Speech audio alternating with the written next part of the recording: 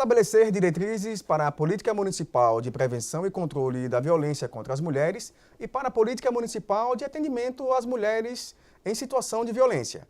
Eram esses os objetivos do projeto de lei do vereador Irã Barbosa, que agora já é uma realidade aqui em Aracaju. E é justamente isso que iremos debater na edição de hoje. Não sai daí, porque o Pra Discutir já está no ar.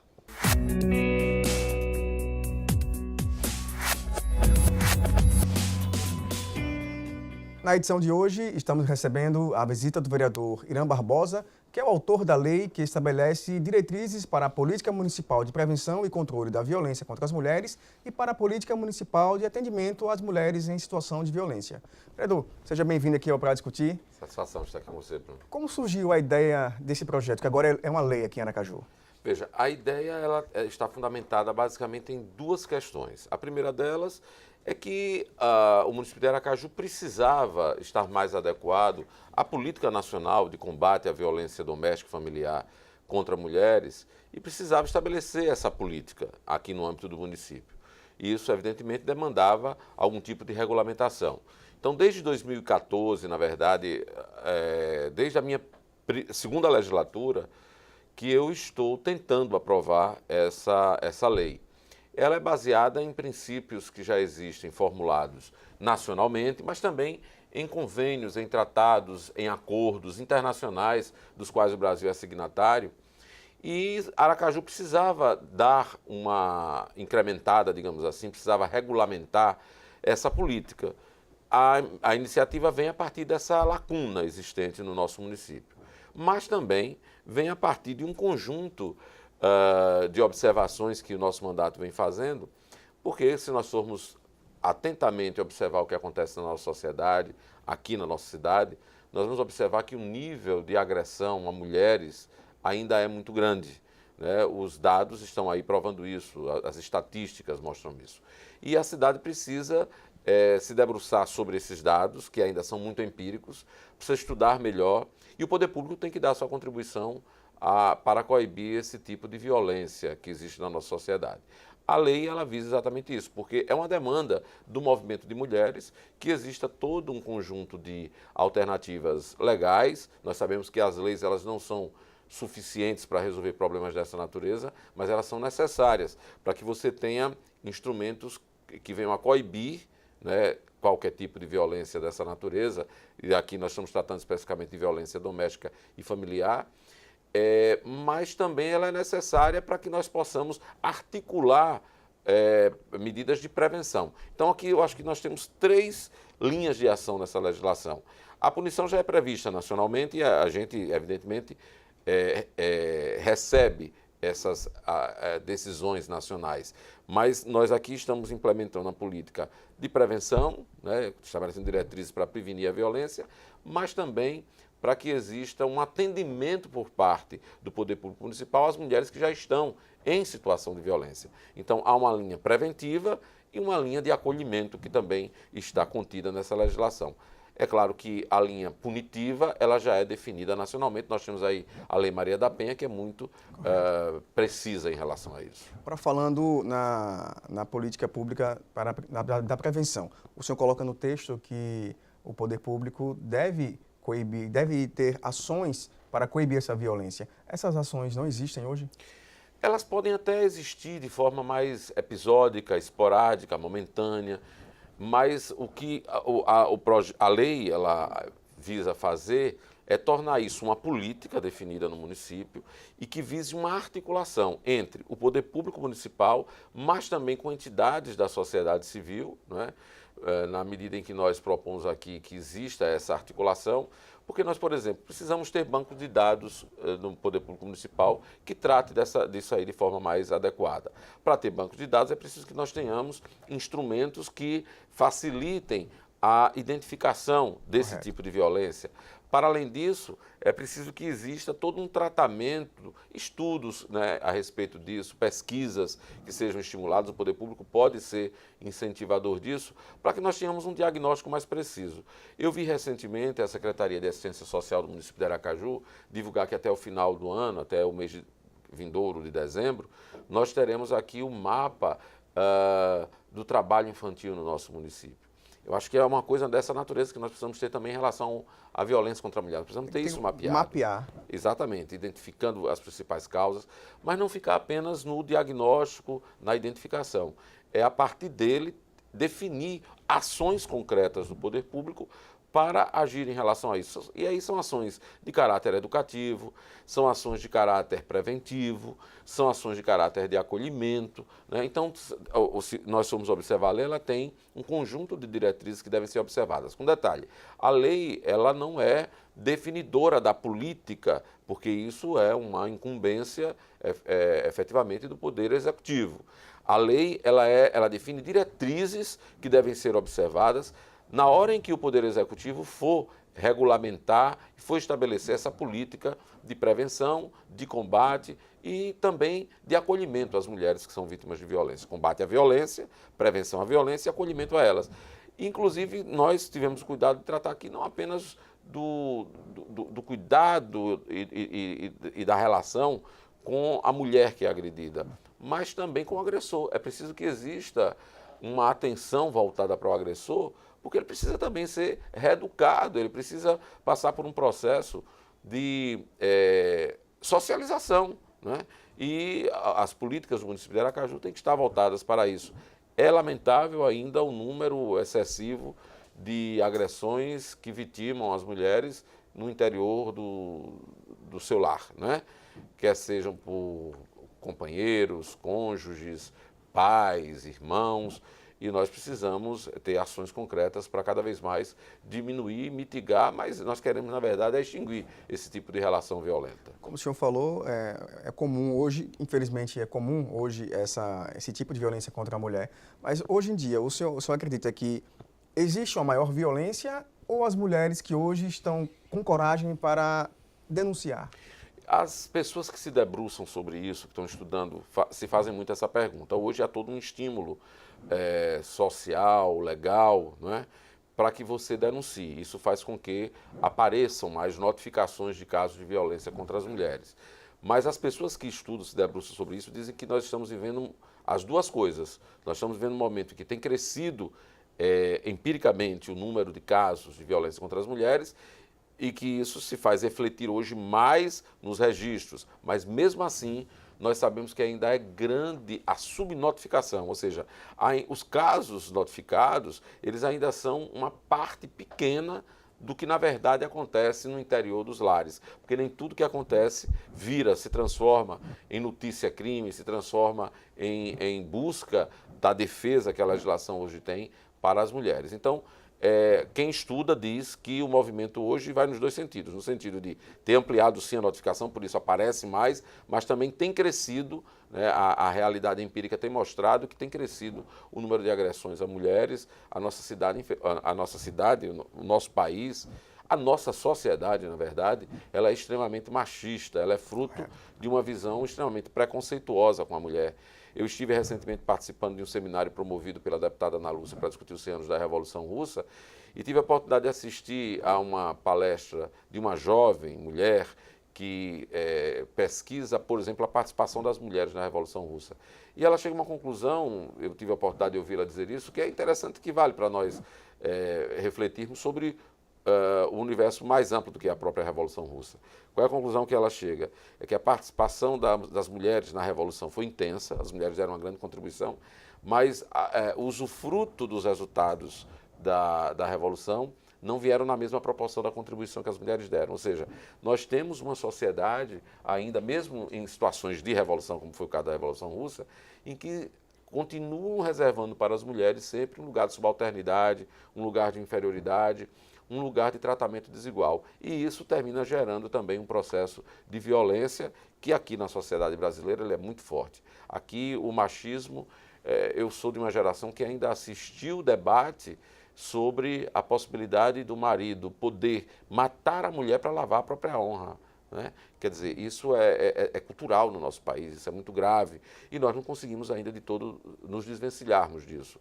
Há uma cultura ainda muito violenta na sociedade como um todo, porque veja, eu quero dizer também que eu entendo que a violência que ocorre contra as mulheres é uma violência, é uma parte da violência macro que tem na nossa sociedade. A nossa sociedade é uma sociedade extremamente violenta, é uma sociedade que estimula muito a agressão, é uma sociedade que estimula muito a falta de tranquilidade no trato das coisas, tanto na vida pública como na vida privada. E isso se reflete no cotidiano e termina refletindo sempre nas partes das relações que historicamente foram subjugadas. E historicamente as mulheres terminaram sendo muito exploradas nas relações familiares e domésticas. Por isso a violência ainda é muito forte. Então, os pesquisadores dizem que os dois movimentos acontecem, né?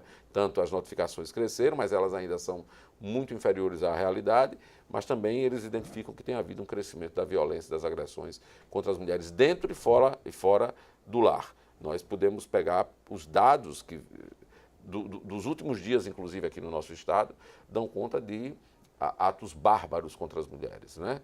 Os maridos muitas vezes se sentem no direito de espancá-las até matá-las. Isso é como se a mulher fosse uma propriedade do marido. Essa é a grande questão.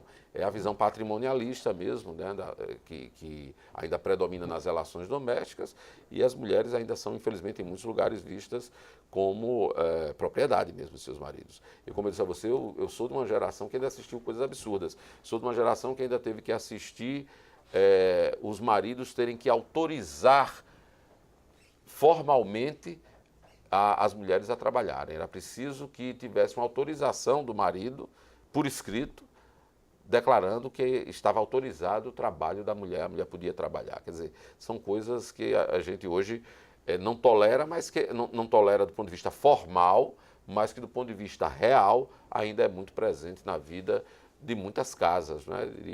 E das relações cotidianas mesmo, nas brincadeiras. Inclusive, a lei que nós estamos tratando, que é a Lei 4.908, ela já também trata de abordar, de cuidar de determinadas expressões, de determinadas manifestações públicas que tendem a tornar a mulher esse objeto de violência que ela tenta coibir aqui. Então, nós temos que ter uma preocupação muito grande com as escolas, né, como é que essas coisas são tratadas no interior das escolas, com as propagandas, com os veículos de comunicação, que muitas vezes de forma subliminar, sutil, aparentemente não são instrumentos de estímulo à violência contra a mulher, mas na medida em que transforma a mulher em objeto sexual, em objeto da virulência masculina, terminam também estimulando muito essa prática de coisificação da mulher. Isso é muito ruim. O senhor falou em pesquisas pelo poder público, o senhor teve o cuidado de colocar no texto da lei, orientando o poder público a justamente promover essas pesquisas para identificar a violência. O senhor acha que dessa forma pode ajudar a coibir essa prática? Eu acho. Eu acredito que as ações do poder público, elas não podem ser baseadas nos achismos, né? Elas têm que ser baseadas em dados concretos e para isso nós temos formas de identificar. Nós podemos fazer pesquisas, nós temos entidades que se especializam em identificar a realidade, não apenas identificar o número da violência, mas as causas. Porque, por exemplo, nós podemos ver que há uma associação muito grande da violência com dificuldade financeira, há pesquisas que mostram isso, há uma associação da violência com falta de oportunidade de acesso à educação e à cultura, ou seja, nos lugares onde as políticas públicas essenciais, emprego, renda, educação, cultura, lazer, esporte, onde essas políticas públicas não chegam, a tendência é que a violência toma conta daqueles lugares. E a violência sob todas as suas facetas, né? Inclusive a violência doméstica e familiar. Nós estamos vivendo nesse momento, em Sergipe, um momento ímpar, eu diria.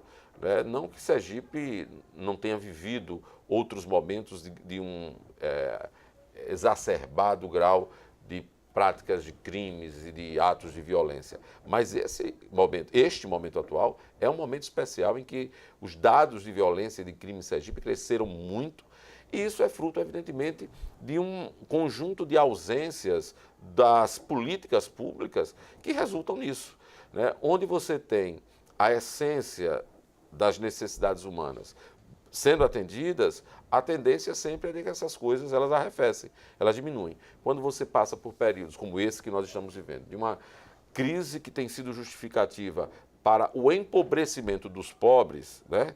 Porque, veja, é importante a população entender que a crise que nós estamos vivendo não é uma crise que atinge a todos.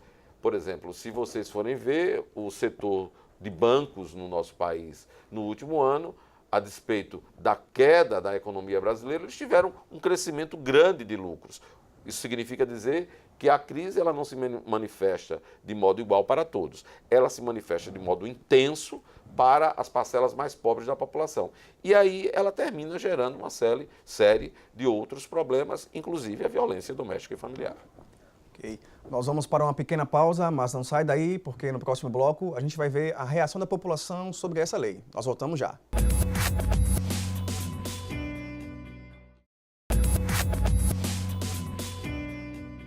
Voltamos com o para discutir, que recebe hoje a visita do vereador Irã Barbosa, que é o autor da lei que estabelece diretrizes para a política municipal de prevenção e controle da violência contra as mulheres e para a política municipal de atendimento às mulheres em situação de violência. E antes de continuarmos com a nossa entrevista, vamos acompanhar como a população recebeu a ideia do projeto. O que a senhora acha do projeto de lei do vereador Irã Barbosa, que cria mecanismos para intensificar o combate à violência contra a mulher? Ele só veio reforçar ainda mais, né? Eu acredito que a gente só tenha a lucrar com essa nova lei. Eu achei muito importante, né? Visto vários casos que estão ocorrendo aí, né? Então é muito importante, né? A mulher está passando por um momento de muita violência. A gente está vendo todo dia nos jornais, né, na TV, e o que tem que ter mesmo é segurança e uma lei mais, verdadeiramente, uma lei mais rígida. É com essas leis que aí os que faz, que vai ser punidos. Já chega, né, de sofrimento desse país, né? Combater violência com violência, você vai dizer, não adianta conversar. O melhor importante é, além da conversa, o respeito, o carinho da família brasileira e sergipana. A gente tem que colocar isso em questão, porque está faltando amor, respeito e carinho. Se ele propôs esse mecanismo de ajudar a gente a se comunicar e se defender, acho bonito e todos os vereadores devem entrar na causa. A população recebeu bem a ideia, né? Eu acho que você vê que as pessoas estão antenadas com os dados, né? Tem acompanhado pela imprensa que tem crescido o número de agressões às mulheres. Hoje nós já falamos num tipo específico de crime que se chama feminicídio, que é um crime muito dirigido para essas pessoas, e o povo percebe a necessidade não só de nós regulamentarmos melhor isso, mas intensificarmos. E você veja a preocupação, eu tive o cuidado de ouvir que uma das pessoas que falaram mostraram que a violência dentro de casa era muito grande, não atinge só as mulheres, atinge também os meninos, as meninas, quer dizer, por isso que nós falamos de violência doméstica e familiar, porque de fato é isso que acontece. Eu como educador sei que a realidade doméstica ela é ainda uma realidade extremamente áspera, sobretudo para aqueles que têm menos poder de defesa, têm menos a quem recorrer. De sorte que nós precisamos ter mais publicização dos dados, mais exposição, mais análise, mais campanhas educativas contra a violência, porque no interior, nas quatro paredes de uma casa, as coisas às vezes são bem difíceis. E nós precisamos proteger as crianças, proteger as mulheres, proteger aqueles que muitas vezes não têm a quem recorrer por dependência de todo tipo, econômica, afetiva, enfim. E o objetivo da lei é exatamente municiar o município de diretrizes para que o Executivo formule uma boa política nessa área. Eu já tive a oportunidade de ter uma discussão inicial com o setor da Secretaria de Assistência Social que cuida da política de mulheres. Tem um grupo de mulheres muito bem articuladas lá. Eu quero crer que nós poderemos ter um bom desdobramento a partir da aprovação dessa lei, evidentemente com o planejamento específico e as ações que o Poder Executivo deve estar planejando para executar durante a sua administração. O senhor falou em campanhas educativas, o senhor também teve a preocupação de colocar isso no texto. Sim. O senhor coloca que é necessário que essas campanhas possam ter uma repercussão maior, possam ser de fato executadas. O senhor acha que esse é o melhor caminho? Porque nós temos que apostar muito na prevenção. Acho que nós costumamos muito no Brasil ter... Você veja, quando nós falamos em lei, as pessoas veem logo à mente o caráter punitivo que a legislação tem. Mas nós temos que apostar no caráter preventivo. Evidentemente que precisa ter os instrumentos de punição para aqueles que se insurgem e que não respeitam os direitos dos outros, mas é preciso também ter o caráter preventivo. E o caráter preventivo passa muito pela formação, passa por campanhas educativas. Eu, já que estou falando de gerações, também quero lembrar que eu sou de uma geração em que viveu muito com a propaganda do cigarro, né? E as gerações que me antecederam, e até a minha geração, era muito comum, as pessoas se autoafirmavam fumando cigarro. Contudo, da minha adolescência em diante, começou uma campanha muito intensa nos meios de comunicação de massa, evidentemente campanhas promovidas pelos governos que sucederam, porque não há interesse das empresas em fazer isso, notadamente daquelas que vendem o cigarro, mas o governo assumiu para si, o Ministério da Saúde, campanhas intensas e impactantes sobre quais são os efeitos reais do consumo do cigarro, e isso, na minha avaliação, surtiu um efeito muito positivo, tanto assim que a geração atual, pelo menos a imediatamente anterior a essa que está aí agora, foi uma geração que foi abandonando o cigarro. Eu tenho uma grande quantidade de amigos que foram fumantes a vida inteira e que, em função de toda uma campanha de uma reeducação social, abandonaram esse hábito. Quer dizer, dá para apostar, sim, em campanhas educativas. Eu acho que a população brasileira tem direito de ter acesso a informações e nós precisamos usar mais o poder dos meios de comunicação para esse tipo de coisa. Os meios de comunicação, infelizmente, do Brasil, apesar de serem concessões públicas, eles servem muito mais aos interesses privados e mercantis do que aos interesses do povo. Nós precisamos ter espaços reservados nos diversos meios de comunicação que são concessões públicas para campanhas dessa natureza, que ajudem o povo a ter mais esclarecimento, tanto no que diz respeito a essa questão da violência contra as mulheres, como vários outros aspectos. Por exemplo, é preciso cada vez mais nós termos campanhas educativas para que a população compreenda que o que ela está sendo estimulada a consumir pela indústria alimentícia desse país é nocivo à saúde, mas nós vemos muito pouco investimento nisso, né? Então, eu acredito sim, como educador, que essas campanhas elas podem surtir um efeito muito promissor, se não imediatamente, ou seja, no curto prazo, mas a médio e longo prazo elas surtem efeitos bons. E como o senhor avalia as políticas públicas voltadas para a mulher aqui em Aracaju? Elas existem? Eu acho que elas são insuficientes, elas são muito incipientes, né?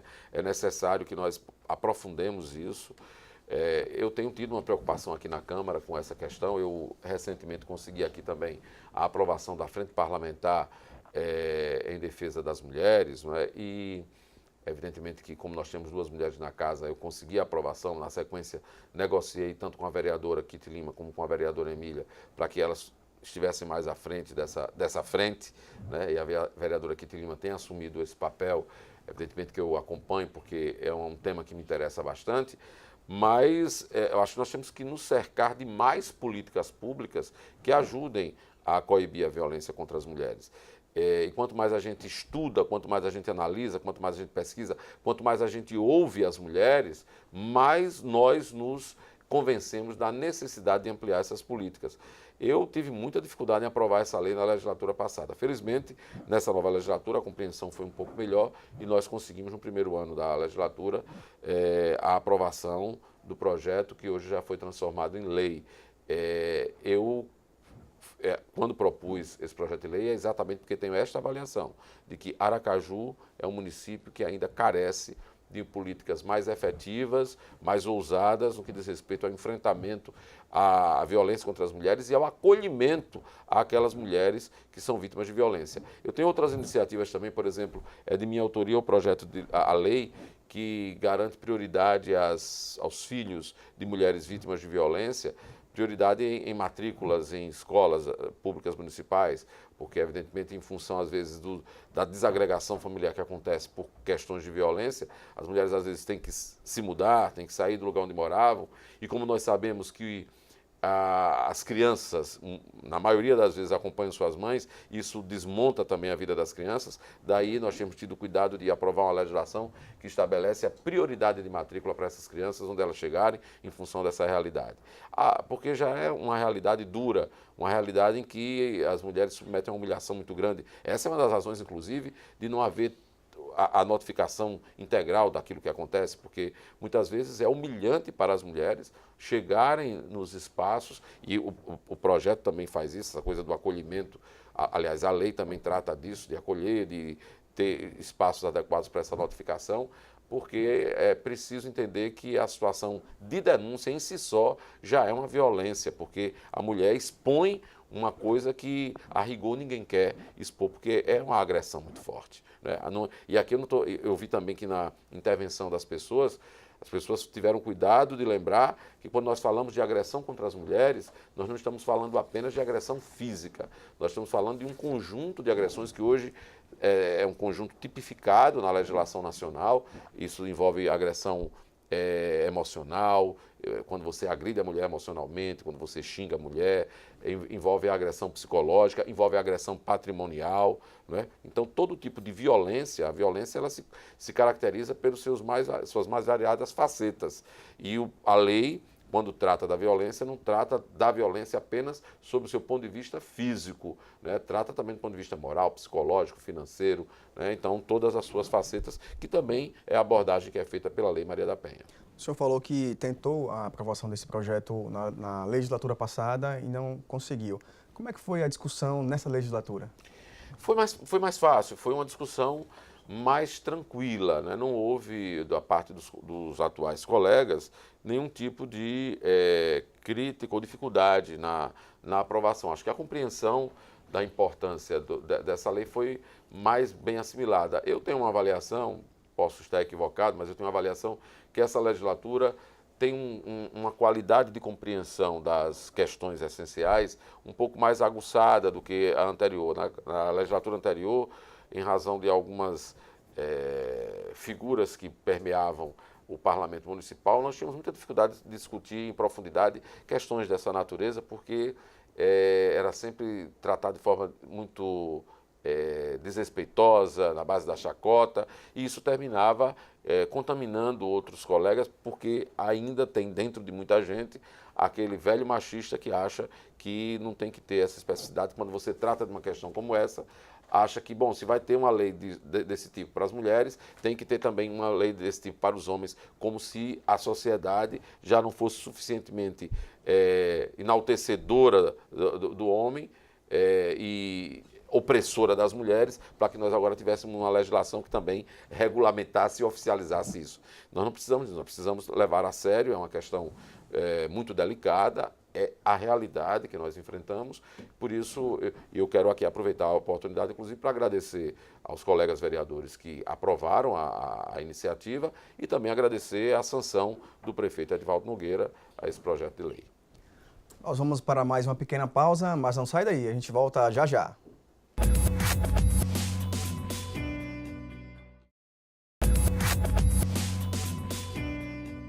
Estamos de volta com o último bloco do Pra Discutir, que recebe hoje a visita do vereador Irã Barbosa, que é o autor da lei que estabelece diretrizes para a política municipal de prevenção e controle da violência contra as mulheres e para a política municipal de atendimento às mulheres em situação de violência. Vereador, no projeto, o senhor fala também que é preciso ter políticas municipais de atendimento às mulheres. O senhor colocou na lei que deve existir centros de atendimento. Qual a importância desses centros para as mulheres? Eles são muito importantes porque em muitos momentos as mulheres ficam, se submetem à continuidade da convivência com o seu agressor pela falta de ter onde ir, para onde ir com seus filhos, onde ser acolhida, né, com os seus filhos em situações dessa natureza. Então, os centros de acolhimento, centros de atendimento, eles são importantíssimos para fazer os encaminhamentos necessários a partir da agressão sofrida, para fazer aquele acolhimento, para poder recepcionar a mulher e as crianças que são vítimas desse tipo de violência e também para preparar é a saída dessa situação. Porque você há de convir que muitas vezes são mulheres que não têm a autonomia econômica para sair da sua casa e buscar um outro espaço. Se você não tiver esse acolhimento por parte do poder público, é um passo difícil a fazer. Muitas vezes as mulheres terminam se submetendo a manter a convivência com o seu agressor por não ter como dar esse passo. Daí, o poder público tem que ser o garantidor dessa alternativa para que as mulheres não continuem achando... tinha um ditado muito comum, eu ouvia muito na minha infância e adolescência, dizia assim, ruim com ele, pior sem ele. Eu ouvia muito das mulheres isso daí. Eu acho que não tem que ter esse tipo de raciocínio. Tem que ser bom, né? Bom com ele. Se não é bom com ele, vai ser bom de outra forma. Então, vai ser bom sem ele. Exatamente. Né? E o Estado tem que garantir essa condição de escolha para as mulheres que não têm essa possibilidade. Evidentemente que uma casa dessa natureza é uma casa que não vai se transformar no lar definitivo dessas mulheres, mas é naquele momento da agressão, enquanto não existe alternativa, ela não tem um emprego, não pode recorrer a familiares, fazer ali aquele acolhimento necessário em momentos muito duros. Quem vive esse tipo de situação sabe a importância de ter um ombro, né, de ter um amigo, uma amiga, um pai, uma mãe, um familiar que acolhe e que dá força para você superar o momento.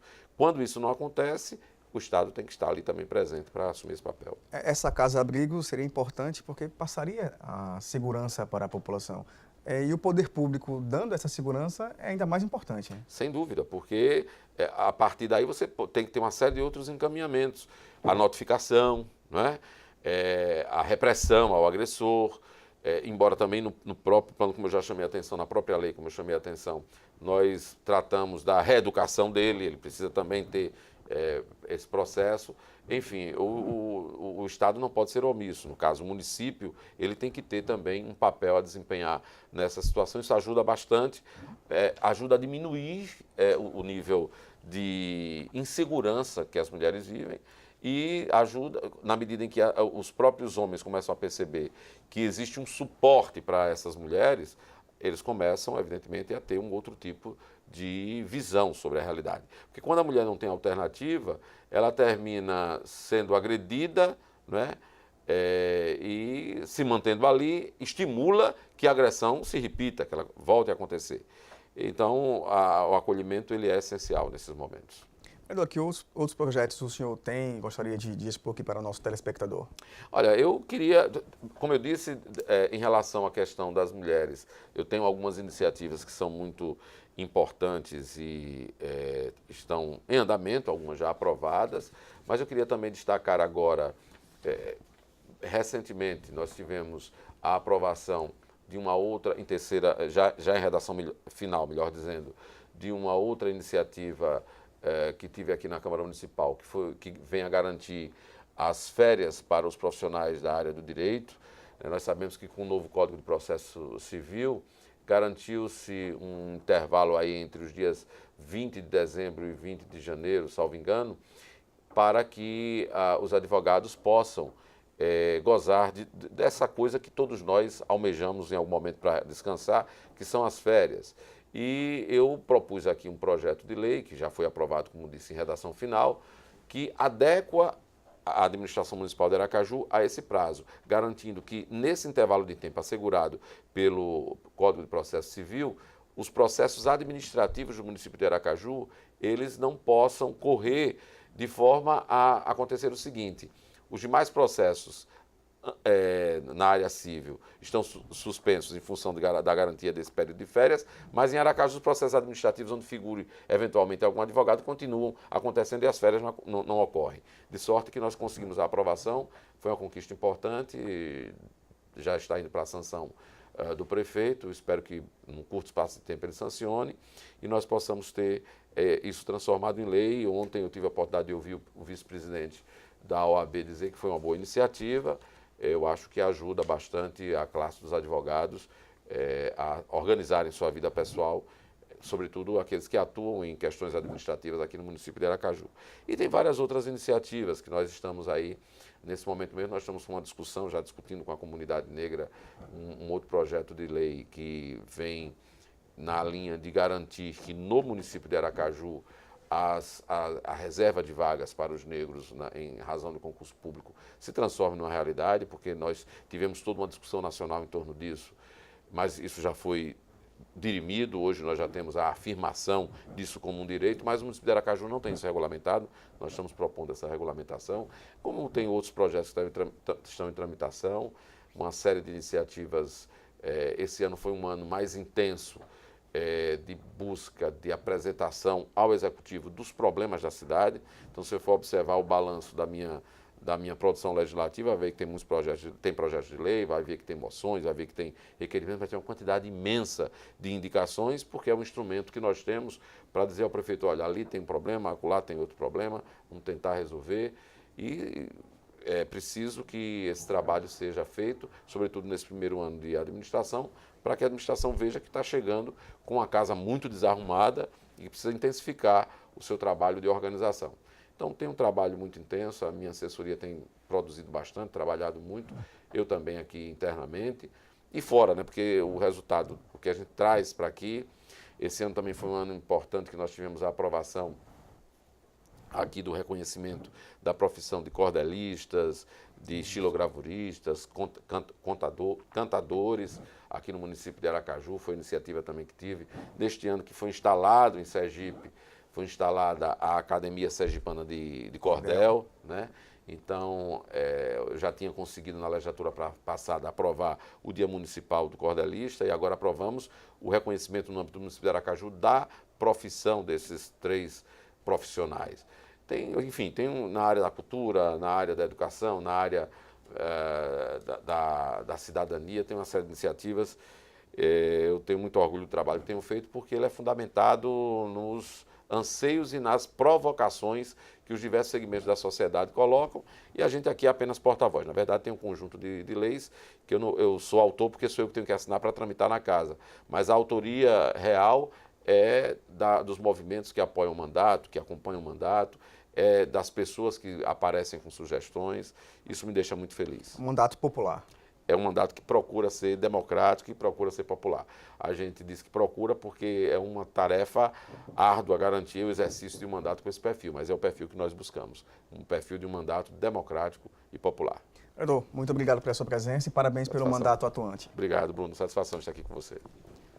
O Pra Discutir de hoje fica por aqui. Lembrando que você pode assistir ao canal Legislativo através do aplicativo disponível para Android e iOS. O aplicativo é o TV Câmara Aracaju. Além disso, você também pode entrar em contato com a gente através do e-mail tvcamara@cmaju.se.gov.br. Obrigado por sua audiência e até o nosso próximo encontro. Até lá!